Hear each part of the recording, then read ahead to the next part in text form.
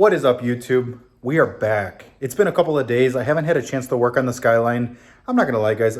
I did get a little bit of unmotivated. The other night I started a project, which I never start projects late at night just because if I don't have a specific tool or if I don't have a specific line or just something along the lines of that, I end up leaving the project unfinished, and that is like one of my pet peeves. I absolutely hate that. Look at that view. That's where the skyline's been parked for the past couple of days. This is the project that I took on. So if you guys remember, my fuel hat was leaking. I got a brand new one, new ring, and I figured since I was in there, I would replace the fuel pump. So look at this fuel line. This is the reason why I stopped the install the other night. This line I had to replace because the other one looked, here it is actually. If you take a look at it, looks fine, looks normal. I did that little cut here to take it off. When you actually start to stretch it, you can tell that there's a lot of wear marks. There's a lot of, just this line looks like it might be a little compromised. I figured that probably under more pressure, this line was most likely leaking, that was my culprit for my small misfire. Again, it was usually happening at like full throttle at like 6,000 RPMs, but who knows? It's an issue. I'm going to fix it. Now, the reason why I stopped is because when I measured this hose, the internal diameter of it was 10 millimeters. The internal diameter of this was roughly 8. So I wanted to do things right. I didn't want to really tighten these hose clamps. And honestly, these aren't even the right hose clamps. So I have to put some fuel injection hose clamps on it. I went to the store and I just bought the correct fuel hose. So I'm going to go ahead and get that installed. Little sidebar, depending on how fast I could get this done, I do still have to install the rewire kit, which is up here if you could see that. I'm actually going to get this started. I sent the base map of what's inside of the car to one of my buddies. He's going to look at it and he's just going to revise it. So it'll adjust for the cam that I put in it and obviously the added airflow from the turbo. It does still have stock injectors in it. So my goal is just to get it driving. I don't want to build any boost with it. I just want to make sure that everything is still stout after building it. Oh my God, guys. I have been wrestling with this thing. Don't mind this. I have to order new struts. It's already clobbered me in the head once. Fuel hat is back on. Wow, what a pain in the ass.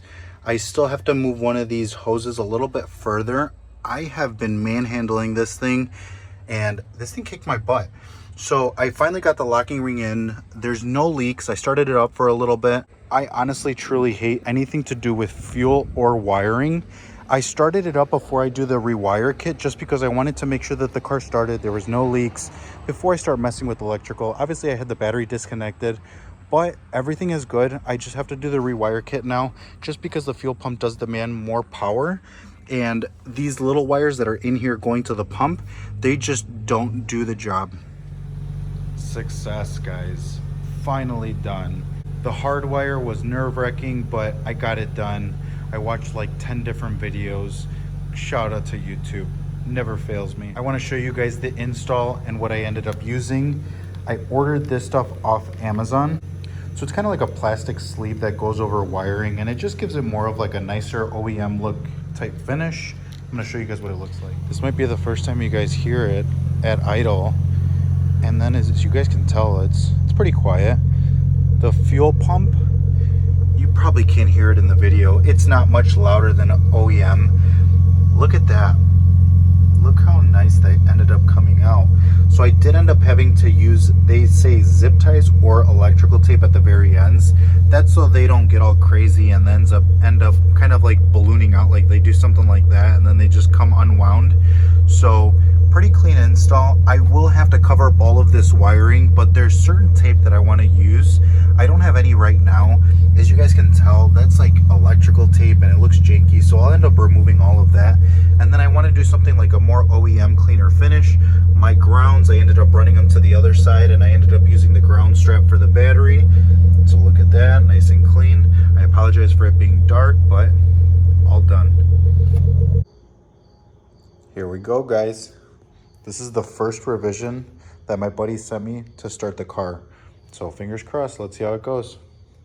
Here we are like 3 days later. I swear we're like following a trend. The other night I tried to throw a new tune on the C5 Corvette. And of course my software that I used to tune the HP tuners, it was out of date. My tuner ended up giving me a base map to throw on the car. It was late at night when I tried to attempt to put it on the car. And it just didn't work. So it was late at night. I got a little frustrated. So I called it a night. Now I ended up getting the new software finally on the laptop, and I was able to upload the tune that he sent me, so we are about to fire it up.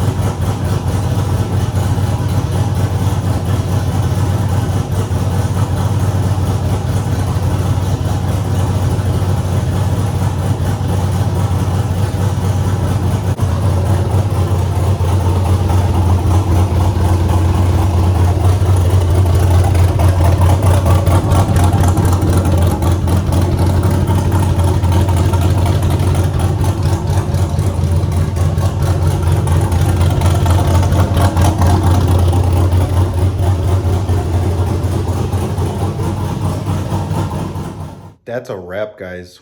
I hope you guys like the Vet. Sounds rowdy, sounds awesome. The good thing is it finally started and stayed running before the car would immediately freak out and just die. So we're working in the right direction. I don't want to drive it just yet. I'm going to wait for my tuner to look at the logs just to see how everything is idling and kind of go from there. So really exciting news.